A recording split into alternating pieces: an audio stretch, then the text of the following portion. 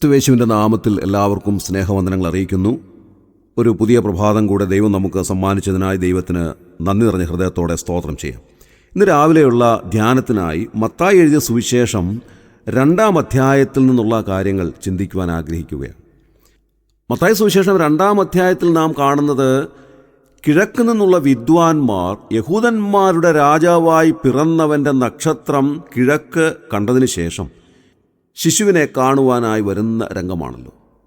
വാസ്തവത്തിൽ ഈ അധ്യായത്തിലെ കാര്യങ്ങൾ നാം ശരിയാവണ്ണം വായിക്കുകയും ഗ്രഹിക്കുകയും ചെയ്യുമ്പോൾ പല കാര്യങ്ങളും നാം കേട്ടതിൽ നിന്നും വ്യത്യസ്തമാണ് എന്ന് കരുതേണ്ടതായിട്ടുണ്ട്.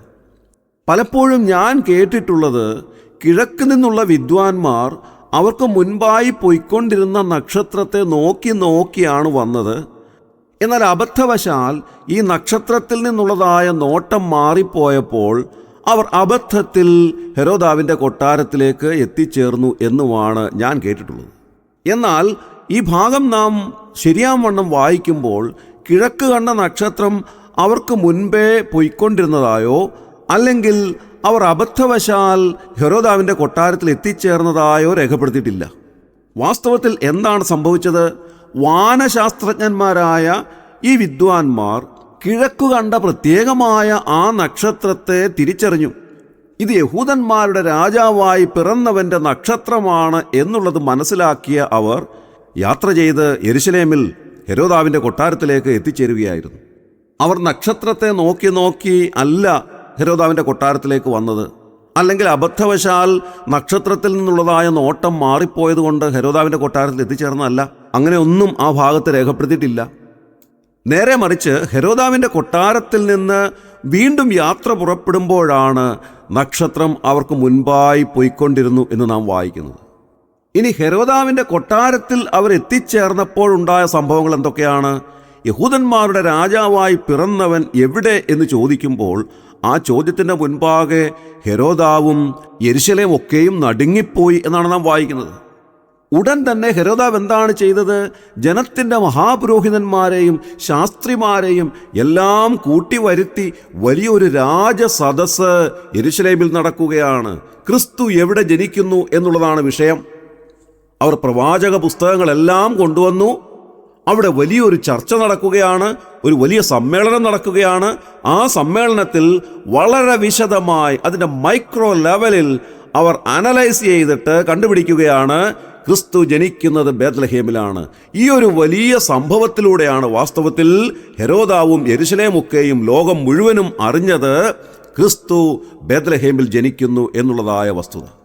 വിദ്വാൻമാർ ഇങ്ങനെ യെരുശലേമിലേക്ക് വരാതിരുന്നു എങ്കിൽ യേശുക്രിസ്തു ജനിച്ചിരിക്കുന്നു, യഹൂദന്മാരുടെ രാജാവായി പിറന്നവൻ ഇതാ ലോകത്തിലേക്ക് ഭൂജാതനായിരിക്കുന്നു എന്നുള്ള വർത്തമാനം യെരുശലേമിലോ പരിസര പ്രദേശങ്ങളിലോ ലോകം മുഴുവനായോ ഒന്നും ആ സമയത്ത് അറിയാതെ പോകുമായിരുന്നു. ഇനി 7-8 വാക്യങ്ങൾ നാം വായിക്കുമ്പോൾ വാസ്തവത്തിൽ വിദ്വാൻമാരെ ബേത്ലഹേമിലേക്ക് അയച്ചത് ഹെരോദാവാണ് എന്ന് കാണാൻ സാധിക്കും. ബേത്ലഹേമിലാണ് ക്രിസ്തു ജനിക്കുന്നതെന്ന് ഈ വലിയ സമ്മേളനത്തിൽ കൃത്യമായി മനസ്സിലാക്കി കഴിഞ്ഞപ്പോൾ ഹെരോദാവ് വിദ്വാൻമാരെ വിളിച്ച് അവരോട് പറയുകയാണ്, നിങ്ങൾ ബേത്ലഹേമിലേക്ക് ചെല്ലുക, അവിടെയാണ് ശിശു ജനിക്കേണ്ടുന്നത്. അതുകൊണ്ട് നിങ്ങൾ അവിടേക്ക് ചെന്ന് കൃത്യമായ വിവരങ്ങൾ അന്വേഷിച്ചറിഞ്ഞ് മടങ്ങി വന്ന് എന്നോട് പറയുക എന്ന് പറഞ്ഞ് അവരെ ബേത്ലഹേമിലേക്ക് അയച്ചത് ഹെരോദാവാണ്. 9-ാമത്തെ വാക്യം മുതൽ നാം വായിക്കുമ്പോൾ അവിടെ കാണാൻ സാധിക്കുന്നത്, വിദ്വാൻമാർ ബേത്ലഹേമിലേക്ക് യാത്ര പുറപ്പെട്ടതായ സമയത്ത് കിഴക്ക് കണ്ട നക്ഷത്രം അവർ വീണ്ടും കാണുകയാണ്. അങ്ങനെ നക്ഷത്രം കണ്ടതുകൊണ്ട് അവർ വീണ്ടും സന്തോഷിച്ചു. അവിടെ മുതൽ ആ നക്ഷത്രം അവരുടെ മുൻപിൽ പോയിക്കൊണ്ടിരിക്കുകയാണ്. ശിശു കിടക്കുന്നതായ ആ സ്ഥലത്തിന് മീതെ വന്ന് നിൽക്കുവോളം അവർക്ക് മുൻപായി ആ നക്ഷത്രം പോയിക്കൊണ്ടേയിരുന്നു. അവിടെ മുതലാണ് വാസ്തവത്തിൽ നക്ഷത്രം അവർക്ക് വഴി കാണിക്കുവാനായി തുടങ്ങിയത്. അങ്ങനെ അവർ ബേത്ലഹേമിൽ എത്തിച്ചേർന്നു എന്നും കാണുവാൻ സാധിക്കും. ബേത്ലഹേമിൽ എത്തിച്ചേർന്ന വിദ്വാൻമാർ ചെയ്തതായ 3 കാര്യങ്ങളുണ്ട്. ഇന്ന് രാവിലെ ഈ 3 കാര്യങ്ങൾ ചിന്തിക്കുന്നത് നമ്മുടെ ധ്യാനത്തിന് അനുഗ്രഹമാണ് എന്ന് ഞാൻ വിചാരിക്കുന്നു. 11, 12 എന്നീ വാക്യങ്ങളിലാണ് ഈ കാര്യങ്ങൾ നാം കാണുന്നത്. ഒന്നാമത് അവർ ചെയ്തത് വീണ് അവനെ നമസ്കരിച്ചു എന്നുള്ളതാണ്. ലോകരക്ഷകനായ യേശുവിനെ കണ്ടപ്പോൾ അവർ അവൻ്റെ മുൻപാകെ വീണ് അവനെ നമസ്കരിച്ചു. ഇവിടെ ഞാൻ പറയാൻ ആഗ്രഹിക്കുന്നത്, നാം പലപ്പോഴും അവനെ നമസ്കരിക്കാറുണ്ട്. അവിടുത്തെ മുൻപാകെ അടുത്ത് ചെന്ന് നാം ആരാധിക്കാറുണ്ട്. പക്ഷേ വീഴാൻ നമുക്ക് സാധിക്കുന്നില്ല.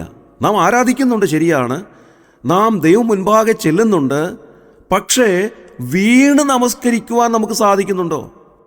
വീണ് നമസ്കരിക്കുന്നതിലൂടെ എന്താണ് അവർ കാണിച്ചത്?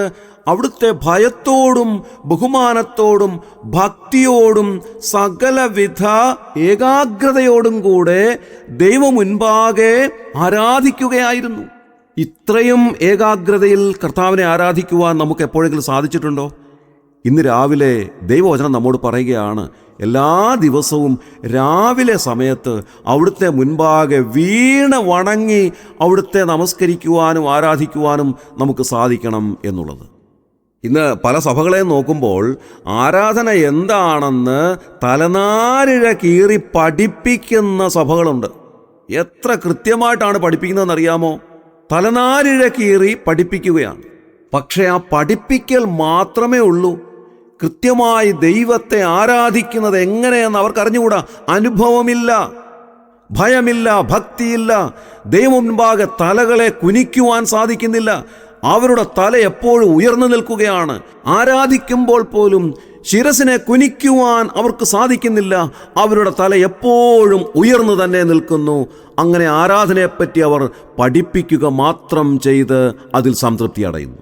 ഇന്ന് രാവിലെ നമുക്ക് കർത്താവിൻ്റെ മുൻപാകെ ശിരസ് കുനിക്കുവാൻ കർത്താവ് നമ്മെ സഹായിക്കട്ടെ.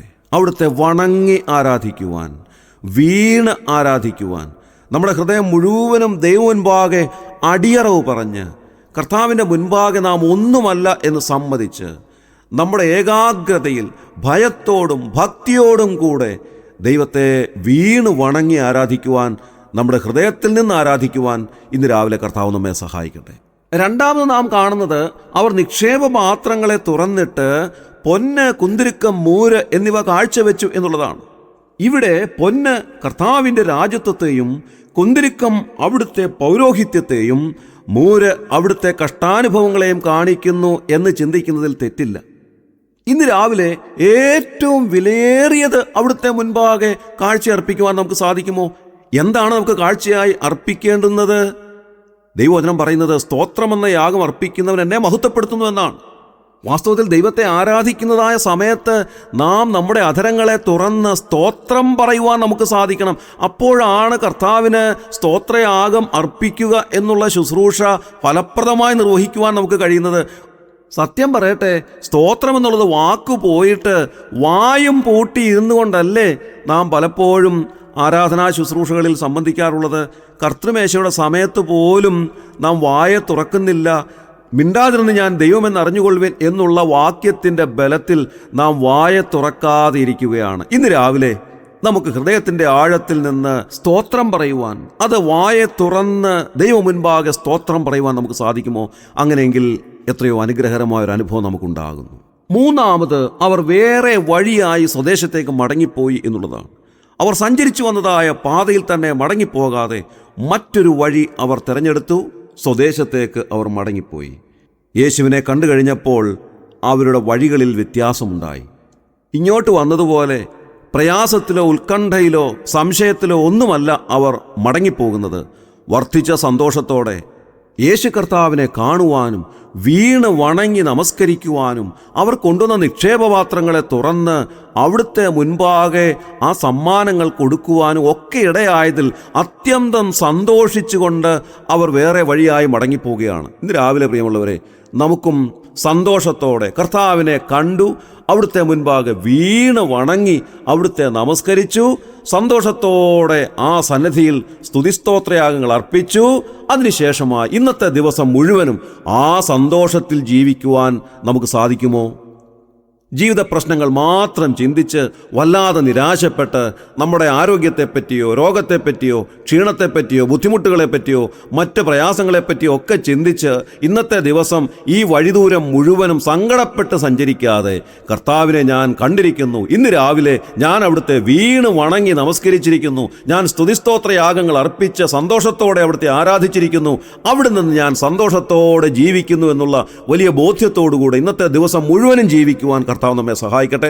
നമ്മുടെ കണ്ണുകളെ അടയ്ക്കാം, പ്രാർത്ഥിക്കാം. ക്രിസ്തുയേശുവിലൂടെ അതിവാത്സല്യമായി ഞങ്ങളെ സ്നേഹിക്കുന്ന സ്വർഗീയ പിതാവാം നല്ല ദൈവമേ, അനുഗ്രഹകരമായ ഈ പ്രഭാതത്തിനായി ഞങ്ങൾ നന്ദിയോടെ സ്തോത്രം ചെയ്യുന്നു. കർത്താവെ, ഇന്ന് രാവിലെ അവിടുത്തെ മുൻപാകെ വീണു വണങ്ങി നമസ്കരിക്കുവാൻ ഞങ്ങളെ സഹായിച്ചതിനായി സ്തോത്രം. ഞങ്ങളുടെ ശിരസിനെ അവിടുത്തെ മുൻപാകെ കുനിക്കുവാൻ ഞങ്ങളെ ഇടയാക്കിയതിനായി ഞങ്ങൾ നന്ദി പറയുന്നു. കർത്താവെ, ഞങ്ങളുടെ ഹൃദയത്തിൻ്റെ ആഴത്തിൽ നിന്ന് അവിടുത്തേക്ക് സ്തുതിയും സ്തോത്രവും പറയുവാൻ ഞങ്ങളുടെ അധരങ്ങളെ തുറന്നതിനായി ഞങ്ങൾ നന്ദി പറയുന്നു. കർത്താവ്, ഇന്നത്തെ ദിവസം മുഴുവനും ഈ സന്തോഷത്തോടെ ജീവിപ്പാൻ ഞങ്ങളെ ഇടയാക്കണമെന്ന് പ്രാർത്ഥിക്കുന്നു. ഈ ശുശ്രൂഷ സംബന്ധിച്ച് എല്ലാവരെയും ഒന്ന് അനുഗ്രഹിക്കണമേ. കർത്താവയുടെ പ്രയാസങ്ങളും പ്രശ്നങ്ങളും ഒന്ന് ഓർത്ത് അവർ നിരാശപ്പെടാതെ അവിടുത്തെ ഇന്ന് രാവിലെ ആരാധിച്ചതിലുള്ള, അവിടുത്തെ ഇന്ന് രാവിലെ വീണ് വണങ്ങി നമസ്കരിച്ചതിലുള്ള സന്തോഷത്തോടെ ഇന്നത്തെ ദിവസം മുഴുവനും ജീവിപ്പാൻ അവരെ ഇടയാക്കണമേ എന്ന് പ്രാർത്ഥിക്കുന്നു. അവിടുന്ന് ഞങ്ങളുടെ പ്രാർത്ഥന കേട്ടതിനായി സ്തോത്രം. അവിടുന്ന് ഞങ്ങളെ അനുഗ്രഹിച്ചതിനായി സ്തോത്രം. ഞങ്ങളുടെ കർത്താവ് രക്ഷിതാവുമായ യേശു ക്രിസ്തുവിൻ്റെ ധന്യമായ നാമത്തിൽ തന്നെ ആമേൻ.